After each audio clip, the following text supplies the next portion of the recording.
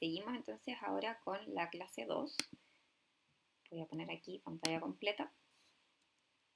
Vamos a ver entonces ahora algo de cálculo de liquidaciones de sueldo. Después de esto les voy a dejar, vamos a pasar a la clase 3 y al final voy a dejarles igual subido un ejercicio para que ustedes puedan ir practicando. De todas formas, como les decía, con el José van a ver un ejercicio de remuneraciones en clase. Y por último en la clase 4 vamos a hablar ahí un poquito de honorario. Entonces muchas veces yo que trabajo veo recursos humanos también en la empresa, pasa mucho que la gente eh, se enfrenta por primera vez a una liquidación de sueldo, no entiende nada, no entiende lo que contiene. Muchos me van a preguntar todos los meses como, oye, ¿por qué este descuento? Oye, a lo mejor podrían no descontarme tanto de AFP. Entonces pasan muchas esas cosas porque en realidad no hay una cultura y yo creo que por eso es súper importante que nosotros igual veamos liquidaciones de sueldo, porque es importante que ustedes primero entiendan como trabajadores y también si les toca tener una empresa o trabajar en una empresa, sean capaces de entender lo que está pasando y cómo funcionan las remuneraciones, que obviamente es parte importante de lo que pasa en cualquier compañía. Entonces, una liquidación de sueldo es un documento que certifica el pago de las remuneraciones, contiene el detalle de todos los conceptos que percibes como remuneración, que le vamos a llamar los saberes, y también contiene todos los descuentos, ya sean legales o voluntarios, de ese trabajador. Entonces, para calcular la liquidación de sueldo es importante tener datos como, por ejemplo, la UEF, como por ejemplo el porcentaje de descuento de AFP, la UEF porque hay algunos planes que están pactados en UEF, o porque, por ejemplo, podemos tener un sueldo en UEF, y también tramos de asignación familiar, también tenemos que saber tramos de descuento de impuesto único, etcétera. Entonces, más o menos así se ve una liquidación de sueldo. Importante que arriba estén todos los datos del trabajador, más abajo vienen todos los saberes, que tenemos haberes imponibles y luego haberes no imponibles. Tenemos después los descuentos y después tenemos acá algunos agregados que, por ejemplo, tenemos total haberes, total descuento, líquido a pago, que el líquido a pago es lo que va a recibir el trabajador en su cuenta corriente o en efectivo, como sea que le pague. Entonces, los haberes imponibles son los montos en dinero sobre los cuales vamos a descontar las imposiciones o estos descuentos legales y también el impuesto único. Recuerden que eso era AFP, AFC o seguro de cesantía, eh, la salud que puede ser ISAPRE, FONASA y el impuesto único. Luego tenemos los haberes no imponibles, que son montos que van a aumentar el sueldo del trabajador, pero están libres de estas imposiciones y del impuesto único también. El sueldo base es una remuneración que se pacta entre empleador y trabajador. Recuerden que hablamos que no puede ser inferior al mínimo legal para una jornada de 45 horas. Hoy es 4,60, pero tengan ojo ahí que solo si es part-time, 30 horas o menos, yo le puedo pagar menos que el mínimo. Otros haberes imponibles puede ser cualquier bono. Por ejemplo, tenemos el bono compensatorio de sala cuna, que ahora viene un zoom de hecho de eso. Para cualquier empleador que tenga 20 o más trabajadoras, perdón, ya sean de la edad que fuesen y del estado civil que sea, tienen que dar cumplimiento a este bonus a la cuna, que pueden hacerlo de tres maneras. Primero, creando una sala cuna anexa independiente de los lugares de trabajo, es decir, fuera de las oficinas, que ellos tengan su propia sala cuna si es que son empresas muy grandes, por ejemplo. Pueden construir o habilitar servicios comunes de sala cuna con otros establecimientos de la misma área geográfica. O por último puede ser pagando directamente los gastos de sala cuna al establecimiento que el empleador haya hecho como el convenio para que la trabajadora pueda llevar a sus hijos, siempre esto con niños menores de 2 años. ¿Ya? Para cualquier niño menor de 2 años, la sala cuna para empresas que tengan 20 o más trabajadoras tienen que estar cubiertos. Siempre es súper importante que estas salas cunas tienen que contar con la autorización del MinSal, perdón, del Mineduco, del Ministerio de Educación. ¿Qué otros haberes imponibles tenemos? Por ejemplo, las comisiones que ya las habíamos conversado. Las comisiones pueden ser individuales o grupales y eso va a ser súper importante después para el tema de la semana corrida, que lo vamos a conversar. Por ejemplo, yo puedo poner una comisión de un 2% sobre las ventas, o un 1% sobre las cobranzas, o un 2% sobre las compras, pero las comisiones recuerden que son variables. Tenemos también las horas extra. La hora extra es cualquiera que excede la jornada pactada, y eso es súper importante porque hoy la jornada máxima es 45 horas, pero si una empresa tiene pactado por contrato 42 horas y yo hago es decir, yo hago 45 horas en una semana, yo estoy haciendo 3 horas extras independiente que esté haciendo la jornada que es como la legal, por así decirlo. Otra cosa súper importante es que las horas extras tienen que ser pactadas por escrito, tiene que haber un documento, un anexo de contrato, y esos anexos de contrato duran un máximo de 3 meses. El valor mínimo de una hora extra es un 50% adicional, es decir, un 150% de la hora ordinaria.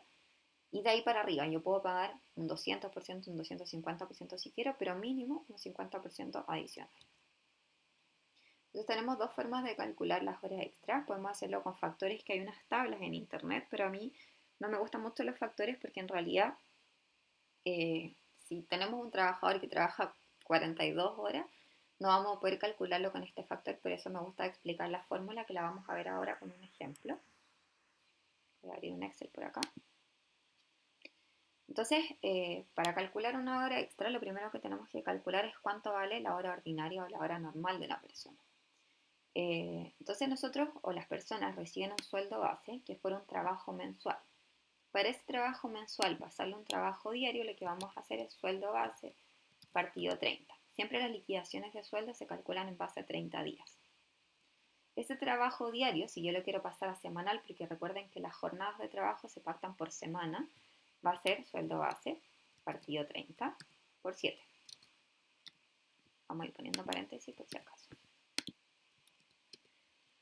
Para pasar de semanal a hora, va a depender obviamente de las horas que tenga esta persona. Vamos a asumir que esta persona tiene 45 horas, por lo tanto va a ser sueldo base. Vamos a copiar mejor lo de arriba. Y eso lo vamos a, ya teníamos la hora, teníamos el valor de esta persona a la semana. Si yo lo divido en 45, que son las horas que trabaja, me va a dar la hora ordinaria. Y si eso, o sea, ya tengo el valor de una hora normal, si eso lo multiplico por 1,5, me va a dar lo que le debería pagar por una hora extra, por 1,5 o por 150%.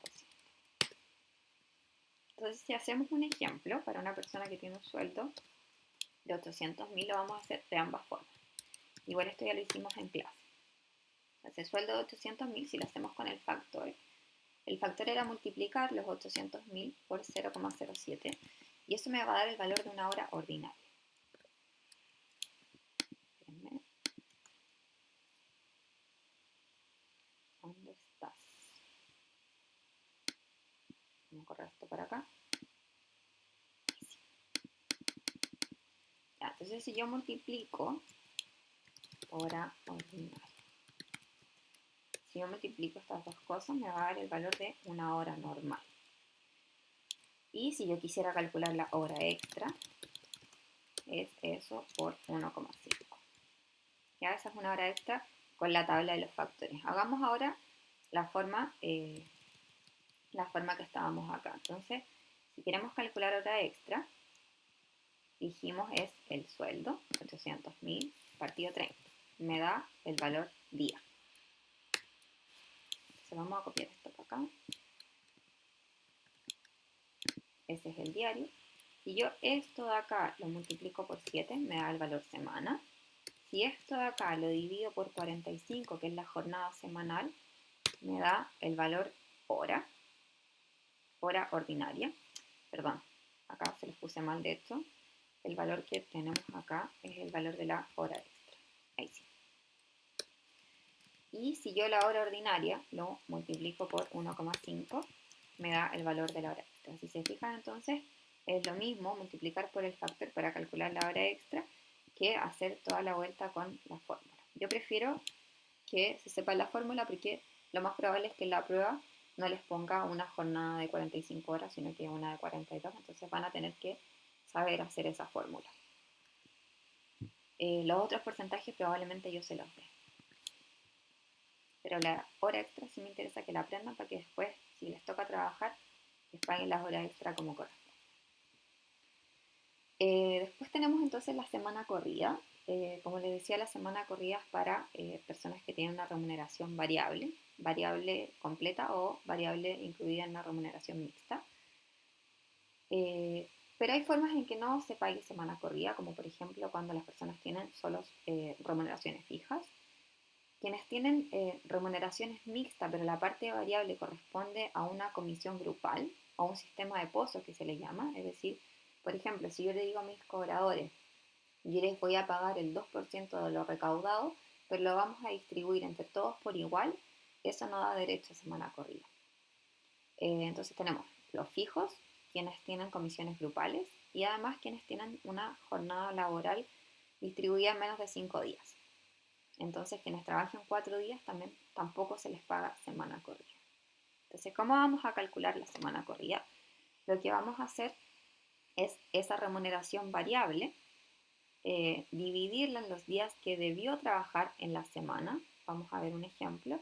Y el resultado de esta operación se multiplica por tantos domingos y festivos como hayan habido en la semana. Entonces hagamos un ejemplo rápido, acá en el mismo Excel.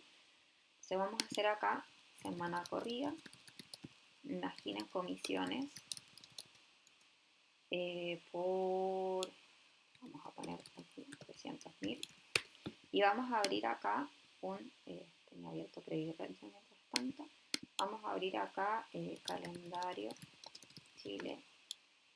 Vamos a hacer octubre de 2023. Ya se carga. Ya. Entonces, fíjense, imagínense una persona, que lo voy a anotar de hecho en el Excel, trabaja de lunes a viernes. O sea, su jornada. Por lo tanto, si se fijan, acá tenemos el calendario de octubre. Esta persona debió trabajar en el mes de octubre, 2, 3, 4, 5, 6, ahí tenemos 5, 7, 8, 9, 10, 11, 12, 13, 14, 15, 16, 17, 18, 19, 20 y 21 días debió trabajar. 21. Y después lo que vamos a tener que revisar es cuántos domingos y festivos también hubo en octubre. Domingos y festivos. Entonces, domingos y festivos tenemos aquí, si se fijan, 3, 4, 5, 6 y 7. Solo se cuentan festivos que caigan dentro de la jornada laboral. Si un festivo cae sábado, no es jornada laboral, por lo tanto no se paga. Si un festivo cae domingo, tampoco lo cuento 2 veces. Entonces, tenemos 5 domingos y 2 festivos. Son 7 días. Por lo tanto, ¿cómo vamos a calcular la semana corrida? Lo que vamos a hacer es, vamos a poner aquí la jornada y vamos a calcular ahí la semana corrida arriba. Entonces, haberes variables, dividido los días que debió trabajar y multiplico por domingos, tantos domingos y festivos como hayan habido en el mes. Entonces, la semana corrida son 100.000 pesos, imagínense, es más de un 30%. Eso es la semana corrida, así se calcula. La gratificación, ya habíamos comentado que tenía 2 formas de cálculo. Puede ser el 25% de las remuneraciones del trabajador con un tope de 4,75 ingresos mínimos mensuales o el 30% de las utilidades. Con respecto a la gratificación, vamos a explicarlo aquí. El tope son 4,75 sueldos mínimos. Ese es el tope anual. Por lo tanto, hoy en día, 4,75 por el sueldo mínimo, que son 4,60, me da 2.185.000. Eso anual. Pero como nosotros pagamos la gratificación normalmente mensual, el tope mensual va a ser 12. Por lo tanto, si alguien su 25% da más de este tope, yo le pago como máximo el tope. Ese es el máximo de gratificación.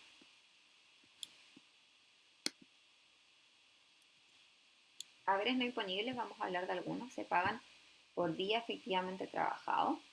No es obligación, pero en Chile ya está muy instaurado, así que las empresas o pagan colación o les ponen casino a las personas, o pagan movilización o a veces les ponen buses de acercamiento. Tenemos la asignación familiar, que es un beneficio, es un subsidio estatal, pero es entregado a través de las empresas, por lo tanto las empresas lo pagamos a los trabajadores y luego se lo descontamos al Estado a través de las cajas de compensación normalmente. Aquí está, ya se las había actualizado, no sé qué hice ahora, tengo un poquito. Les voy a poner la tablita actualizada que la tenía ahí en previo. Entonces, actualmente, estos son los tramos de asignación familiar. Cualquier persona que tenga haberes imponibles entre 0 y 539 se le paga 20.000 de asignación familiar. Entre 539 y 787 se le paga 12.000 de asignación familiar, siempre haberes imponibles, acá las rentas.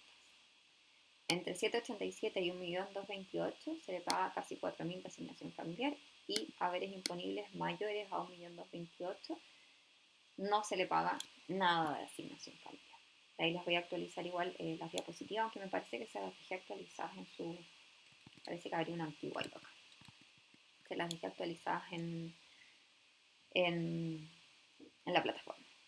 Entonces los descuentos legales tenemos ahí salud adicional, que es si yo tengo un plan de ISAPRE mayor al 7%. Cotización de AFP, que depende de la AFP en la que yo esté, seguro de cesantía. Y ahí la cesantía tenemos dos opciones.